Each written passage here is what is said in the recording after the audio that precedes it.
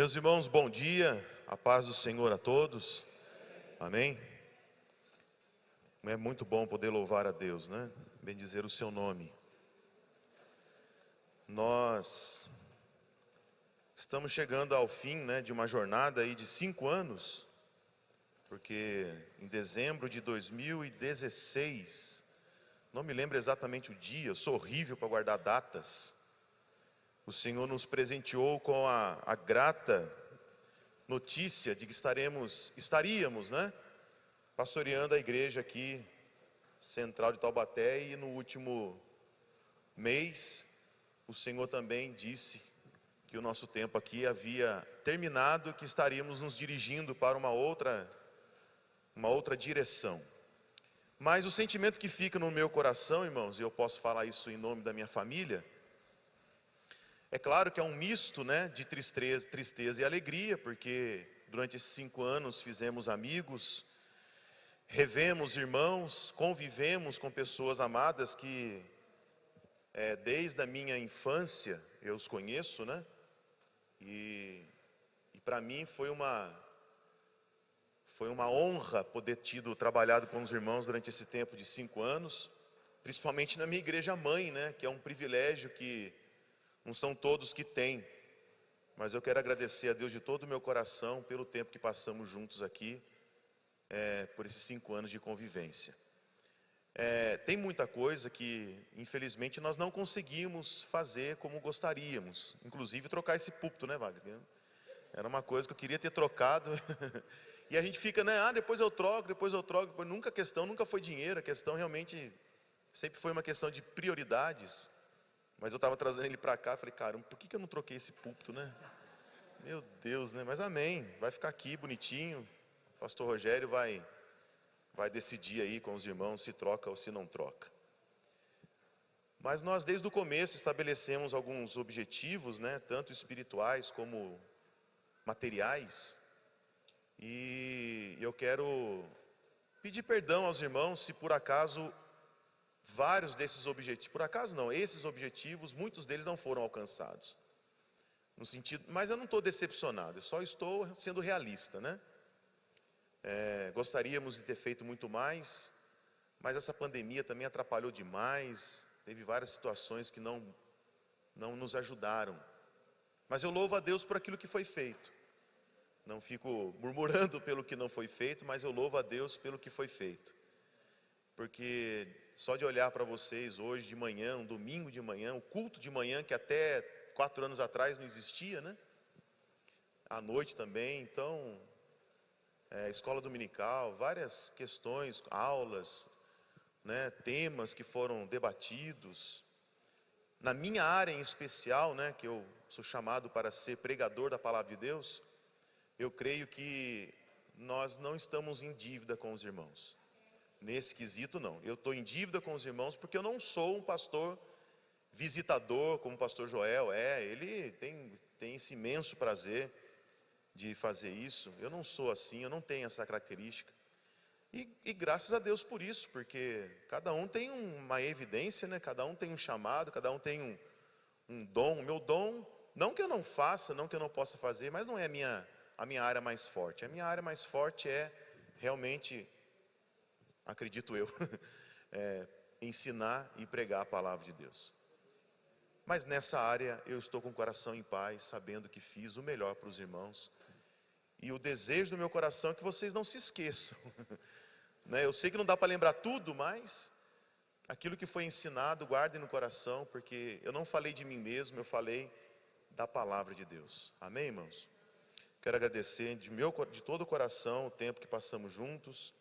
Faço votos, né, que o novo ministério pastoral que está vindo tenha o mesmo êxito e até mais, seja mais produtivo, mais bem-sucedido, mais abençoado do que fomos, porque realmente esse é o desejo do nosso coração. E que vocês possam, não só em palavras dizer que eles são bem-sucedidos, bem-vindos, aliás, mas de coração, né, recebê-los, porque são servos de Deus, assim como eu, assim como o Wagner.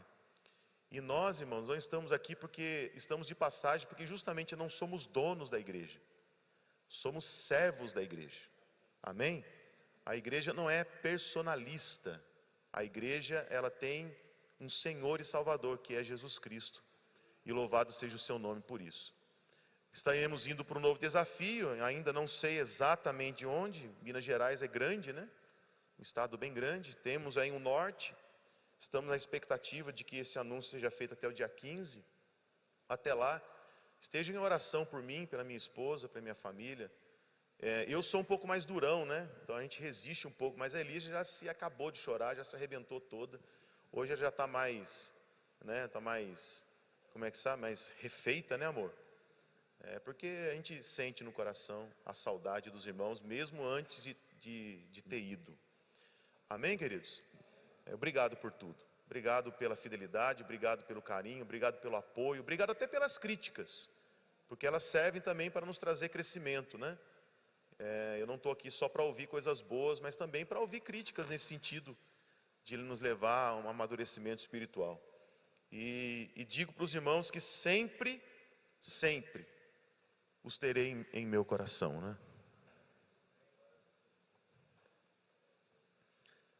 Eu não vou chorar, eu tenho que pregar aqui a palavra de Deus, mas eu sempre os guardarei em meu coração. E por onde a gente andar por esse Brasil, a igreja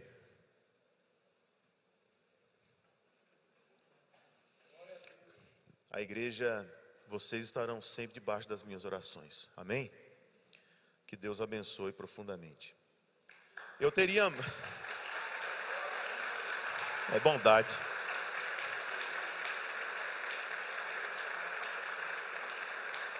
Obrigado. Tem um ponto importante que é a construção da igreja. Eu sinto muito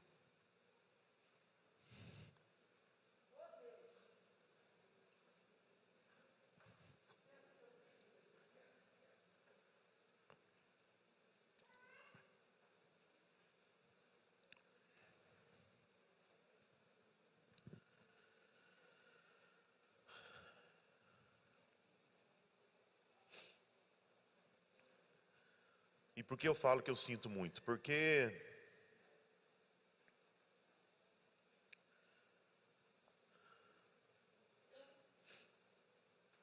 obrigado. Porque desde o início, né? Meu Deus, me dá graça.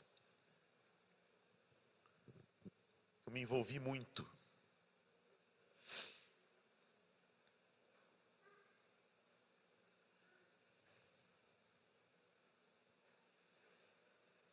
Aqueles né? Tá ao vivo? Não tá não, né? Me perdoe, irmãos, mas não é arrogância nem nada, mas mais do que ninguém, eu me envolvi muito com aquilo, né?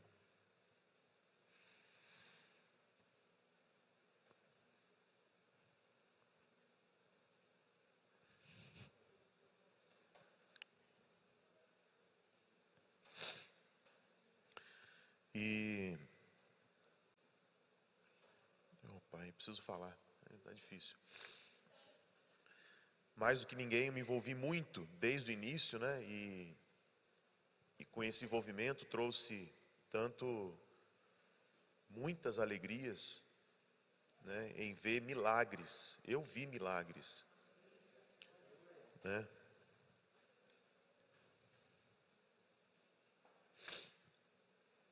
Eu vi milagres, mas a tristeza que fica é a de não completar, a de não ter a alegria de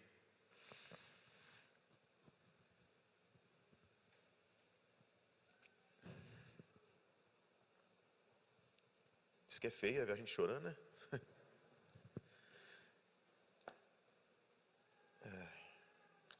Perdão.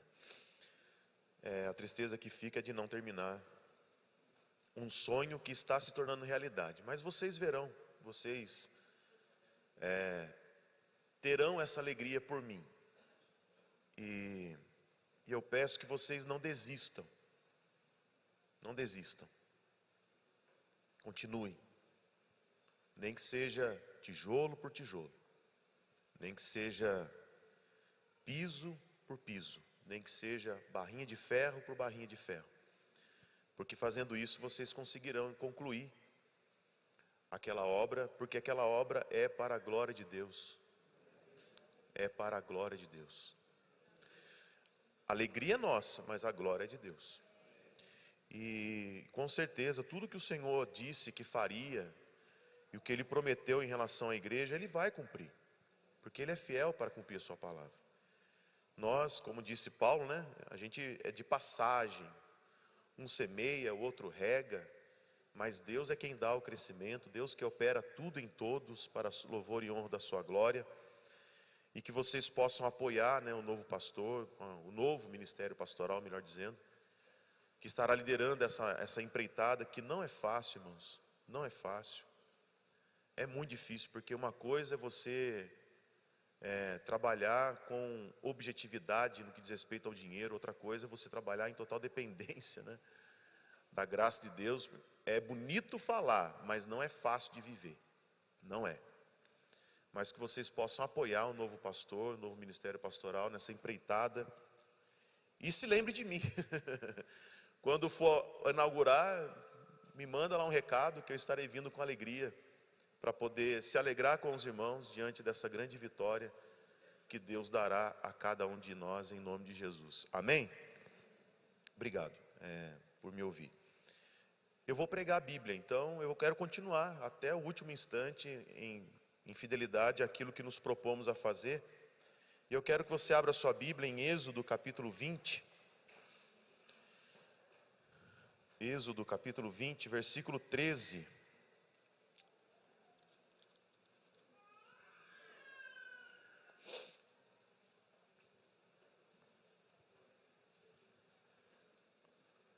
O tema de hoje é a sacralidade da vida. A vida é sagrada. Êxodo capítulo 20, versículo 13, o sexto mandamento. Amém? Vou tentar ser bem objetivo, tá bom? A versão do King James, né, da Bíblia, King James, ela diz assim: não assassinarás. Outras versões trazem não matarás. Mas esse é o versículo de hoje e nós vamos meditar. Vamos orar? Pai, te agradecemos muito, Senhor, pois até aqui o Senhor tem nos ajudado. Ebenezer, louvado seja o nome do Senhor. Obrigado a Deus por estar à frente dessa igreja durante 5 anos. Que honra, Senhor, que privilégio. Um presente do Senhor para mim e para minha família. E ficamos com o coração cheio de gratidão. E a tristeza é temporária, Senhor, porque já temos saudades, mas a vida continua e continuamos olhando para Jesus, o autor e consumador da nossa fé. Estarei aqui hoje, Senhor, fazendo o último sermão e peço que o Senhor dê graça, para que, ó Deus, mais uma vez essa mensagem ela entre no coração dos teus filhos e promova a transformação de vida para a glória do teu nome, para a edificação da tua igreja, para a bênção do teu povo, Senhor. Eu oro e peço, fala porque os teus servos ouvem, em nome de Jesus. Amém. Não matarás ou não assassinarás, né? Melhor dizendo, né? Eu gosto mais do termo não assassinar, irmãos, porque a expressão hebraica, eu não sou especialista nem versado nisso, mas lo hatzah, hatzak, é sak ou sash? É CH, hatsash, né? Hatsash. A expressão ela é traduzida mais corretamente como não assassinarás. Parece até óbvio, né? Não discutível, porque eu acredito que há um consenso no coração de todos os seres humanos no planeta, em todas as culturas, de que assassinar é errado, que matar é errado. Parece que não há muita discussão, não há muito o que pensar em torno disso, mas não é verdade.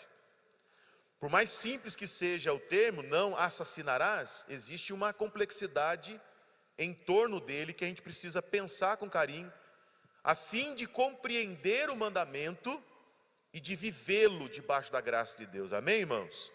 Não podemos obedecer cegamente. Não podemos obedecer com o entendimento distorcido. Nós precisamos compreender bem para poder viver melhor ainda. Só com uma devida compreensão da palavra de Deus a gente consegue viver essa palavra de modo agradável a Deus. Então, o Kevin DeYoung, ele fez um comentário que eu trouxe aqui, está no telão também, e eu quero que você preste bem atenção no que ele diz. Ele disse assim: nós cristãos compreendemos que a sacralidade da vida se fundamenta no fato do homem ser criado à imagem e semelhança do Criador. Gênesis 1, 26, 27. Portanto, independentemente da etnia das pessoas, de suas preferências políticas, de sua saúde ou deficiência, de sua idade ou enfermidade, de serem ou não incômodas a outras pessoas, cada vida humana tem valor e dignidade inerente, uma vez que cada uma é criada para representar a Deus. Amém, irmãos? Eu vou desdobrar isso, mas é importante nós estabelecermos aqui um fundamento que se encontra em Gênesis capítulo 1, versículo 26, 27, porque o Senhor disse: façamos o homem a nossa imagem e a nossa semelhança. O ser humano se diferencia de qualquer outro animal, apesar de ser um animal racional, mas ele se diferencia totalmente dos outros animais, porque foi apenas ao ser humano que o Senhor disse que criaria segundo a sua imagem e semelhança. Você é especial pelo simples fato de ser humano, e glória a Deus por isso. Existe uma dignidade, existe um valor em você que é imensurável, que é introcável, e nós não podemos de maneira alguma, irmãos, deturpar isso, corromper essa ideia, porque hoje na sociedade existe uma corrente de pensamento muito forte, que já está entrando dentro das escolas, que já está invadindo as faculdades, que inclusive já está dividindo até o parlamento brasileiro, tentando passar leis que transgridam esse mandamento. É claro que não é tão evidente assim, do tipo, não, nós podemos matar uns aos outros, não é tão claro assim, é mais sutil, é mais, como eu posso dizer, mais encoberto, né? Mas nós precisamos ter um entendimento correto da palavra de Deus, para poder, irmãos, nos posicionar com relação a essas leis, com relação a esses modos de vida, que não valorizam a existência humana, que no discurso diz que valoriza, mas na prática não, porque os números dos abortos são escandalosos no Brasil, seja até mesmo no meio evangélico, por incrível que pareça. Há evangélicos, há cristãos que praticam o aborto com naturalidade e argumentam das mais variadas formas, né? Mas eu quero te dizer uma coisa, que um erro não justifica outro erro, um crime não justifica outro crime, e a vida tem valor em si mesma. A vida aos olhos de Deus, ela é sacra, ela não pode ser invadida, ela não pode ser corrompida. Amém, meus irmãos? Mas o que o sexto mandamento proíbe? Eu quero ir direto ao ponto, né? A Bíblia, ela traz várias orientações a respeito disso, mas está aí no telão. Por exemplo, o sexto mandamento, de acordo com a palavra de Deus, ela não proíbe, melhor dizendo, a legítima defesa, segundo a Bíblia. Esse texto aqui de Êxodo 22 é quando alguém invade a casa de uma outra pessoa, e o dono da casa, em autodefesa, ele chega ao ao limite, ultrapassa o limite, porque o ideal é que nem isso seja ultrapassado, de tirar a vida da pessoa que entrou dentro da sua casa para fazer mal à sua família. Está lá em Êxodo. Mas dentro desse contexto de legítima defesa, a Bíblia diz que isso é justificável. Amém, irmãos? Êxodo 22. Outra questão, o sexto mandamento não proíbe, por exemplo, a pena capital, que é o quê? O Estado entende que determinados crimes precisam ser julgados, e uma vez julgado, a sentença é de morte. No Brasil isso não existe, mas nos Estados Unidos isso em vários estados ainda é válido, né? Eles ainda têm a pena capital. Se discute muito isso, né? Alguns concordam, outros não concordam, mas a palavra de Deus, eu não tenho aqui como objetivo explanar sobre isso, mas a palavra de Deus é clara. Você lê isso em Gênesis 9, por exemplo, e você lê isso também em Romanos capítulo 13. O Estado é espada, para, de certo modo, irmãos, intimidar o avanço da maldade, o avanço dos abusos. Então a pena capital, dentro de um contexto específico, ela é justificada. Outra coisa que o sexto mandamento não proíbe: guerras justas. Se o nosso país é invadido por uma outra nação, por motivos, seja lá qual for o motivo, porque a nação brasileira tem a sua autonomia, tem autoridade sobre o seu território, e seja lá por qual motivo, seja por petróleo ou até água, porque estão dizendo, eu não sei, eu não sou cientista, que a maior riqueza nesse próximo século não vai ser petróleo, vai ser a água, porque a tendência é que não tenha água suficiente para abastecer a humanidade. E evidentemente, não sei se você sabe, mas o Brasil tem 2 aquíferos que são gigantescos. Aquífero é a água que fica debaixo do solo. Tanto o aquífero Guarani, que tem boa parte dele aqui no estado de São Paulo, pegando também o Paraguai e Argentina, se eu não me engano, que é uma fonte de água potável inestimável, mas também o aquífero amazônico, né, se eu não me engano, acho que é esse nome, que tem na região da Amazônia, que tem uma quantidade de água tão grande, irmãos, que poderia abastecer a humanidade durante séculos. Então pode ser que um dia o nosso país seja invadido por interesses de outras nações, como por exemplo o Kuwait foi invadido, e o Vietnã teve guerra, e aí irmãos, a Segunda Guerra Mundial teve motivos econômicos, mas a autodefesa, no sentido de nação, o exército, isso é justificável aos olhos das Escrituras. Está aí, você encontra tanto em Lucas 13, 14, quando João Batista ele fala para os soldados, ele não condena o exército romano, mas ele condena o comportamento pecaminoso deles, o fato de ter exército não. E também Romanos 13. Agora, o sexto mandamento ele proíbe 2 coisas importantes segundo a Bíblia. Primeiro, ele proíbe o homicídio premeditado. Sabe aquele camarada, ele planeja no coração, não, eu vou acabar com a vida daquele fulano, né? É evidente que isso é errado em qualquer lugar, mas a Bíblia deixa claro que isso é pecado, isso quebra o sexto mandamento, Deuteronômio 19. E também o homicídio negligente. Esse texto fala de um boi que, por exemplo, que não foi bem guardado, um touro, e ele sai, né, e ele acaba atropelando e matando alguém. O dono do animal é responsável por aquela vida.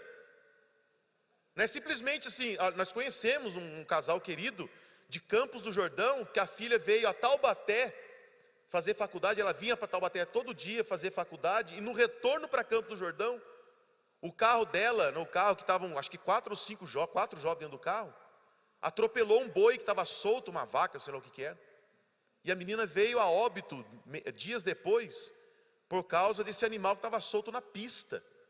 Então, se na lei brasileira isso é uma negligência que tem causa, né, que tem que ser, né, julgada à luz das Escrituras também. Nós não podemos fazer as coisas, por exemplo, a Bíblia fala do parapeito, que tem que preservar a vida.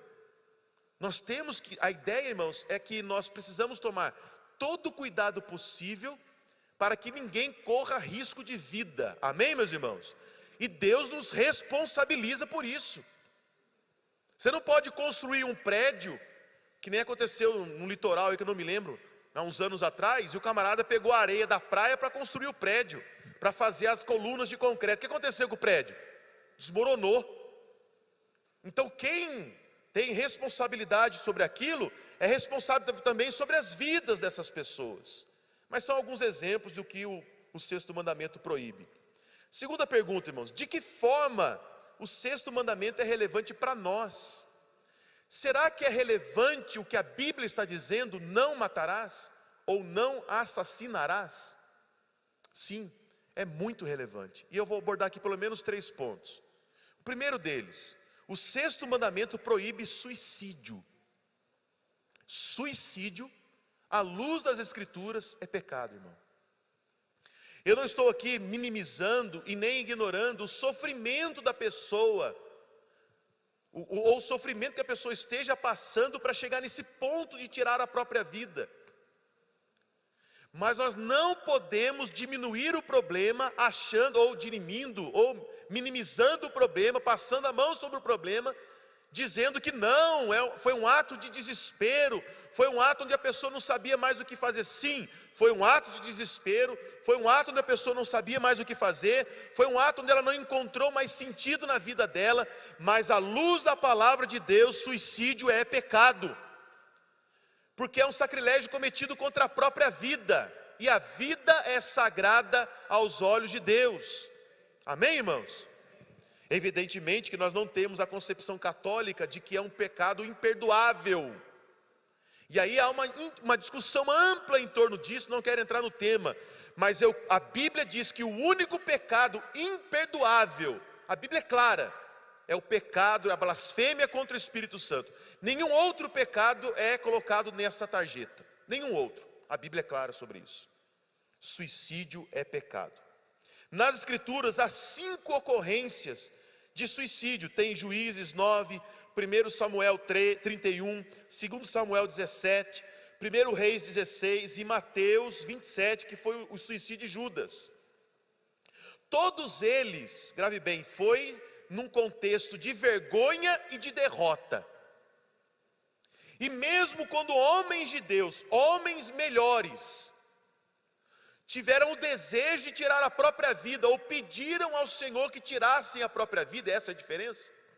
No caso, por exemplo, de Jonas e Jó, como por exemplo, esses homens se submeteram à vontade de Deus, porque Deus disse para eles: não cabe a vocês essa decisão.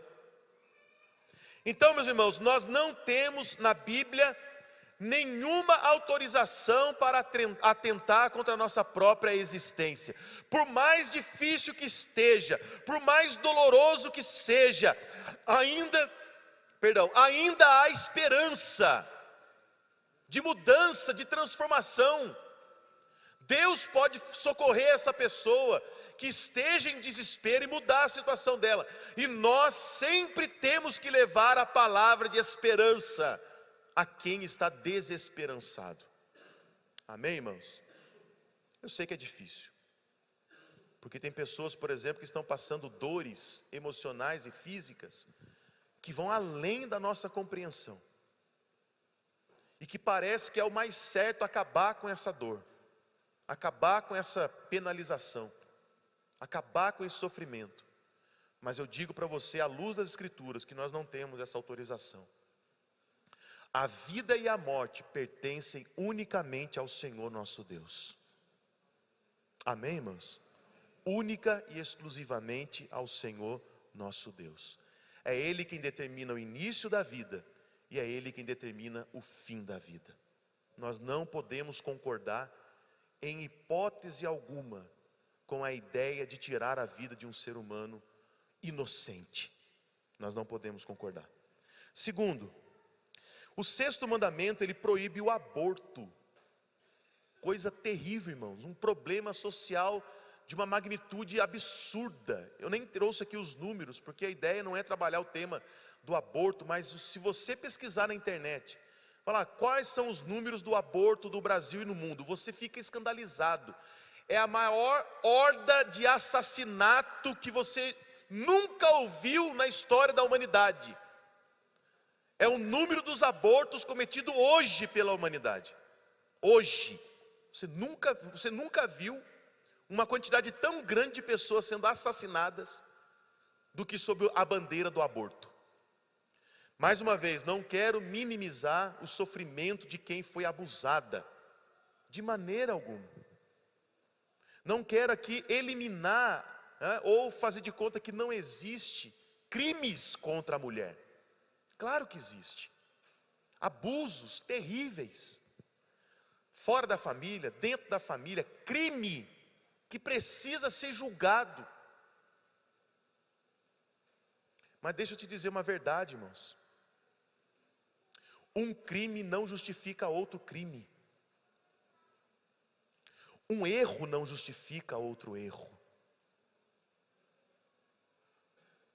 Tem muita gente, inclusive aqui entre nós, que nasceu contra a vontade dos pais. Mas nem por isso seu pai tirou sua vida ou sua mãe. Porque se assim fosse, você não estaria aqui hoje.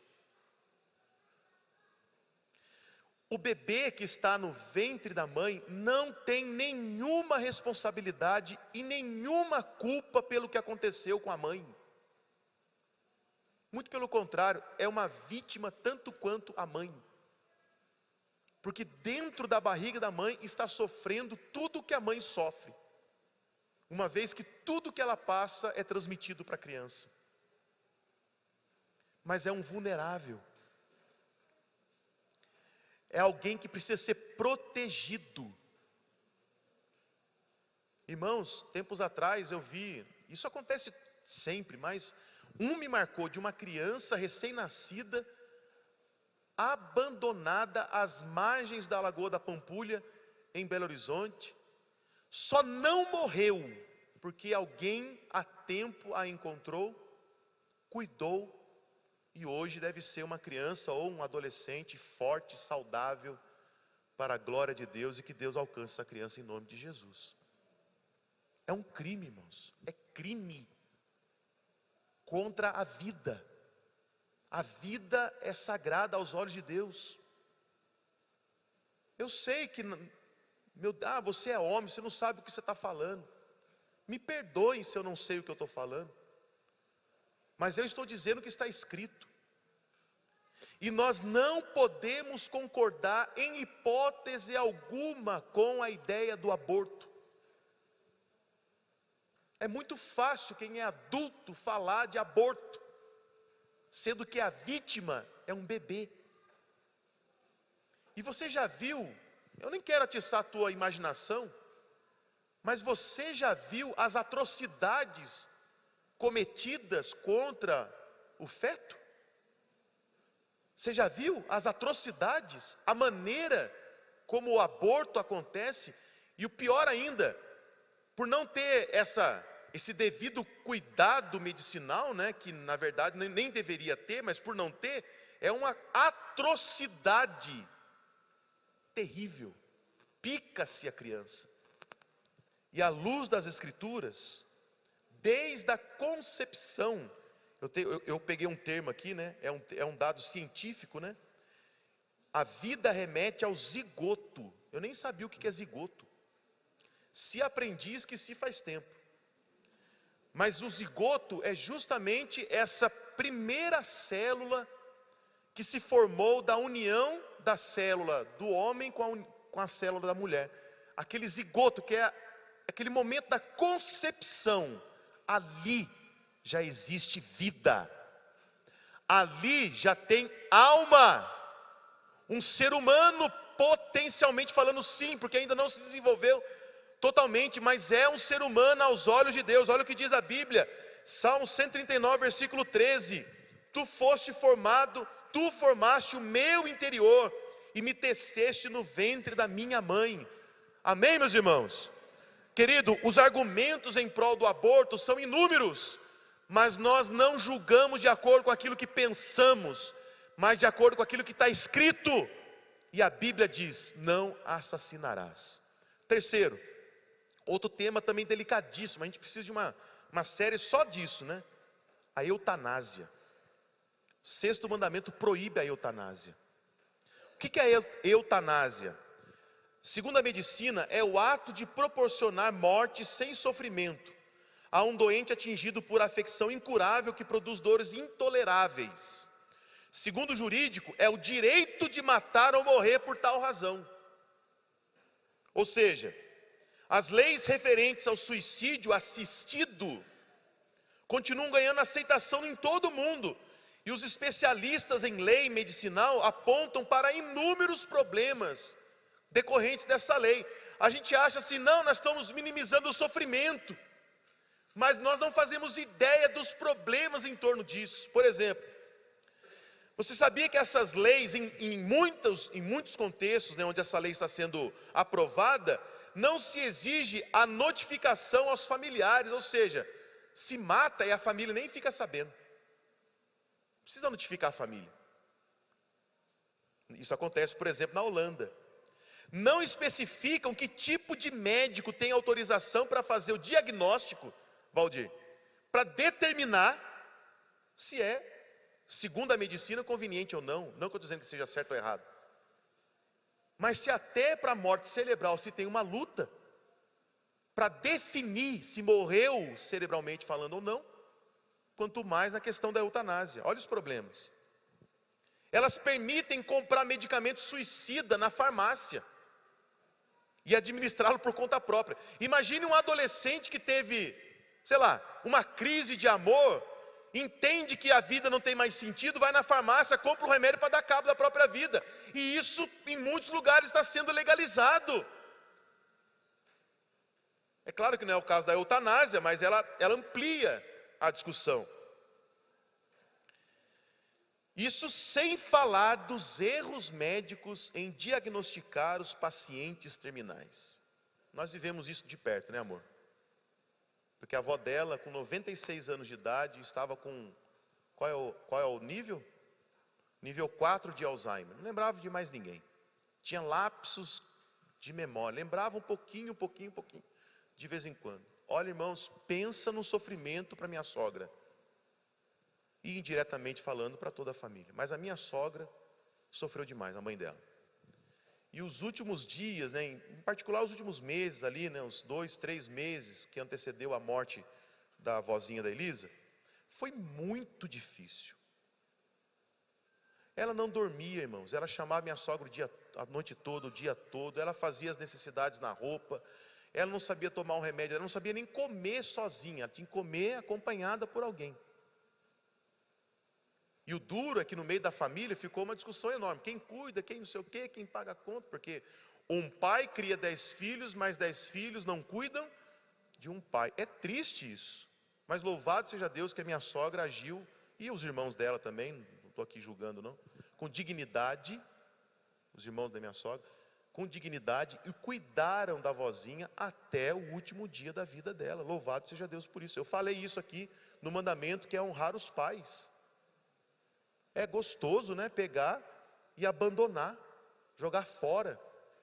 Mas se ele tivesse feito com você quando você tinha 2, 3 anos de idade, 1 ano de idade, né, como seria? Nós não podemos admitir esse tipo de crime, irmãos. E temos que ficar atentos em eleger políticos que tenham uma ideologia de pensamento, irmãos, semelhante ao que está nas Escrituras.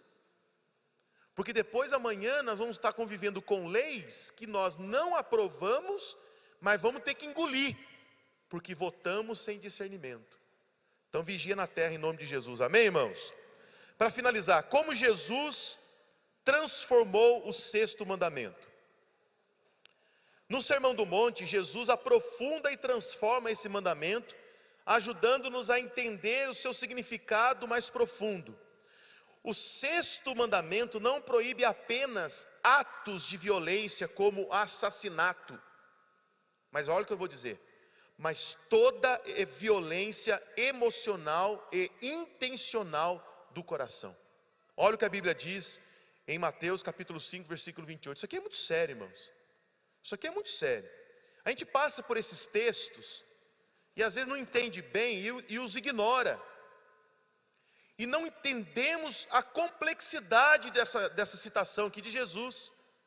Olha o que ele disse. Vocês ouviram o que foi dito aos seus antepassados, não matarás. Ele está fazendo uma referência ao 6º mandamento. Quem matar estará sujeito a julgamento. Jesus disse, mas eu lhes digo, que qualquer que se irá contra seu irmão estará sujeito a julgamento. Também qualquer que disser a seu irmão, racá, será levado ao tribunal. E qualquer que disser louco, corre o risco de ir para o fogo do inferno. Olha isso, corre o risco de ir para o fogo do inferno. Jesus está dizendo isso. Portanto, ele conclui, se você estiver apresentando sua oferta diante do altar, e ali se lembrar que seu irmão tem algo contra você, deixe sua oferta ali diante do altar, vá primeiro reconciliar-se com seu irmão, depois volte e apresente sua oferta. Entre em acordo depressa com seu adversário que pretende levá-lo ao tribunal.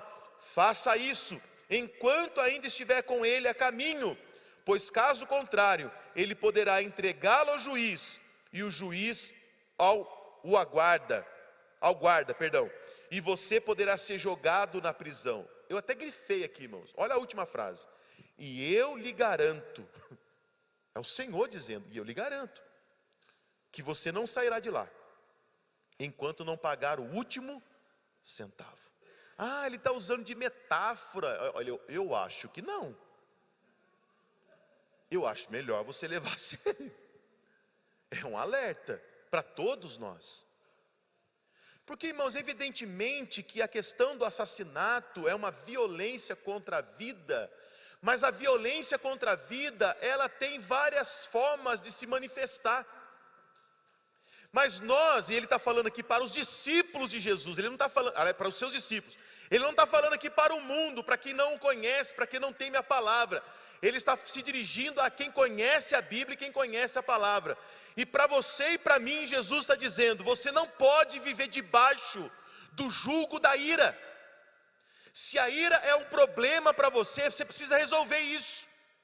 Se você é esquentadinho demais e fala as coisas que não deve, se explode e machuca as pessoas que estão à sua volta, você precisa rever isso, irmãos. Eu preciso rever, nós precisamos rever.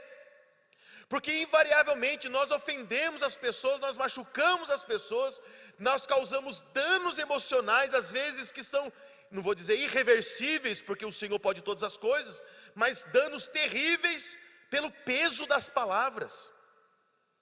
Quantos pais que estão matando seus filhos, matando o futuro dos filhos, matando a alegria dos filhos, matando a esperança dos filhos pelo peso das palavras, pela dureza das palavras. Eu sei, irmãos, que às vezes a gente fica irado, porque existem coisas que são erradas, e a Bíblia diz, irai-vos, mas ela também diz, não pequeis. A ira, enquanto uma reação emocional contra aquilo que é errado, a Bíblia diz, isso é cabível, justificável. Mas não faça uso da ira para pecar contra Deus, para ferir as pessoas que estão à sua volta, porque, irmãos, nós precisamos ser governados pelo Espírito Santo de Deus, e a Bíblia diz que quem é governado pelo Espírito Santo tem o fruto do Espírito na sua vida e tem mansidão e domínio próprio. Erramos sim, e o que fazer então? Jesus está dizendo aqui, o que fazer? Quando a ira tomou conta do seu coração e você se descontrolou e falou, ele está dizendo aqui dentro da cultura hebraica, racá, louco, mas irmãos, nós usamos as mais variadas palavras, eu não estou falando aqui de palavrão não, estou falando aqui de palavras que machucam mais do que um tapa, do que um soco no rosto, coisas que vão na alma, que marcam profundamente o ser humano, é uma forma de assassinato que a gente precisa se atentar. Nós precisamos fazer o que? Segundo as Escrituras. Não adianta você vir à igreja e achar que está tudo bem. Vinha, oferta e louva e pula e chora e está tudo bem. Não está tudo bem, deixa a oferta, diz o texto. Deixa o culto, vai lá primeiro consertar a vida. Ah, mas foi ele que falou, foi ele que fez, foi ele que tomou iniciativa, não importa. Mateus 18, o Senhor Jesus nos ensina sobre isso, vai lá e corrige isso. Faz a sua parte, com humildade na dependência de Deus. É difícil porque nosso orgulho não quer, somos orgulhosos por natureza, mas se você se submeter ao Espírito Santo, você vai colher um fruto doce na tua vida e não um fruto amargo, irmão. Vai lá e fala, me perdoa, eu te perdoo, eu não quero carregar essa mágoa, eu não quero carregar esse ressentimento, eu não quero carregar essa ira no meu coração, porque Deus tem o melhor para mim e para você. E faça do perdão o teu estilo de vida, o padrão de vida, o princípio nos teus relacionamentos. Isso vem desde casa, irmãos, com os filhos, com a esposa, com os familiares, com os amigos, com as pessoas de terceira relação, não importa. Jesus está dizendo, deixa a oferta diante do altar. Se você se lembrou que tem alguém que tem pendência, meu amado irmão, corrige o quanto antes, porque Jesus disse, eu garanto que você não vai sair dessa prisão, que muitas vezes não é a prisão física, mas é a prisão espiritual, é a prisão emocional, de ficar debaixo da culpa, debaixo do ressentimento, debaixo da dor. Você não vai sair de lá enquanto não resolver isso. Resolve. Se você estiver disposto a obedecer, olha o que eu vou dizer, a graça de Deus te capacitará a executar a obediência.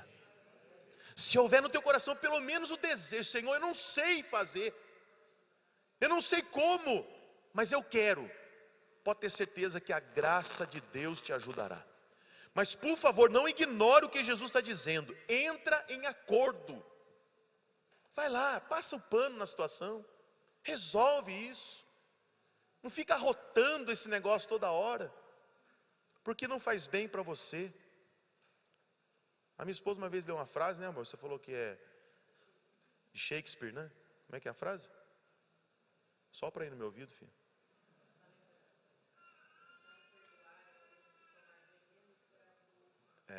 Olha só, Shakespeare é brilhante, né?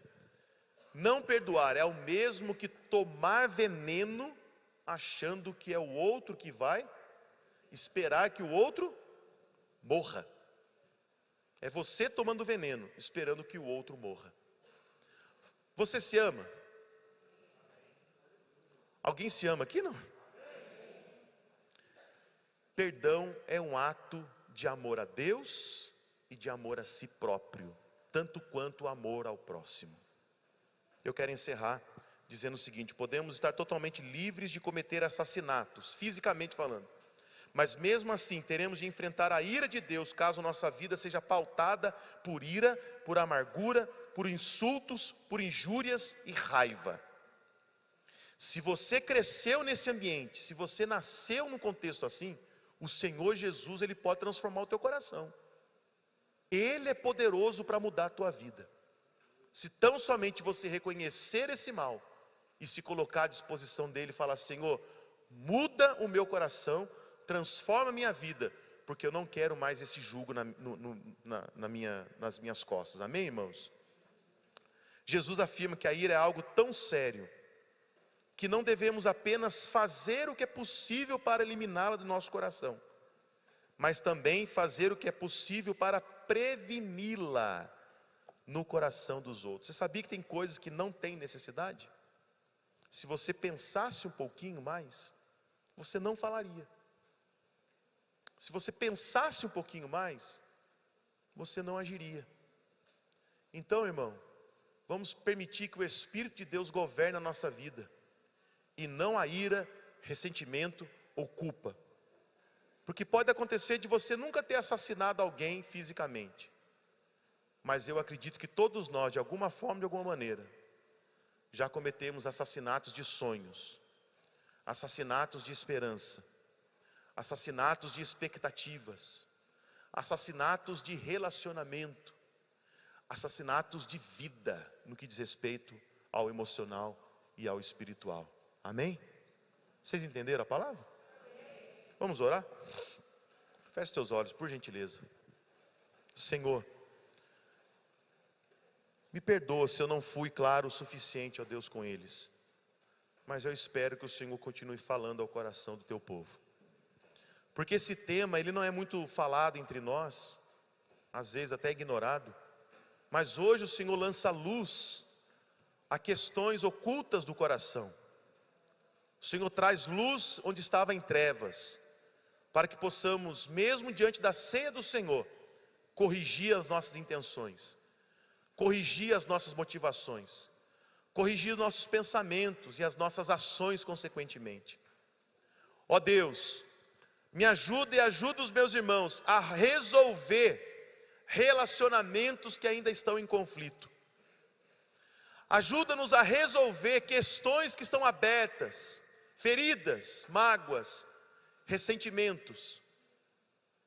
tentativas de assassinato, de sabotagem da vida, ó Deus, de uns para com os outros. Nos perdoa, Senhor, porque foi o Senhor que deu a vida para nós, e ela precisa ser vivida em sua plenitude.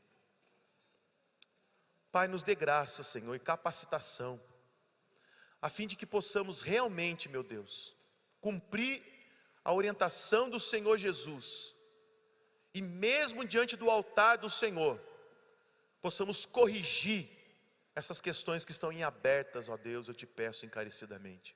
Não somos capazes, pelo contrário, somos orgulhosos, teimosos, reticentes, ó Deus, achamos que temos a razão, mas à luz da Tua palavra nos submetemos a Ti nessa manhã, e clamamos, capacita-nos a cumprir a Tua palavra, que a Tua graça, meu Deus, nos dê força para viver o mandamento. Assim oramos, Senhor, agradecidos, em nome de Jesus. Você pode dizer amém? Graças a Deus. Vou pedir aos oficiais aí, os pastores presentes, por gentileza, presbíteros, vamos nos organizar aqui para a Santa Ceia.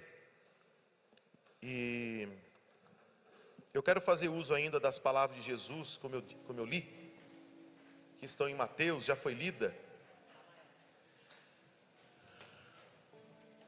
Irmãos, talvez você diga assim: então pastor, eu não vou tomar ceia, porque eu tenho questões abertas na minha vida.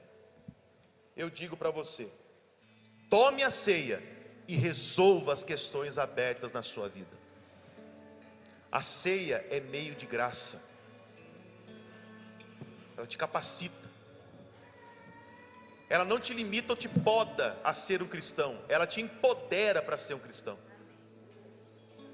Se no teu coração há um sincero desejo de cumprir a palavra de Deus, participe da mesa do Senhor e tenda a oportunidade, quando você se... Agora, tendo não, faça desse um objetivo para a sua vida em 2022, vai lá e corrija.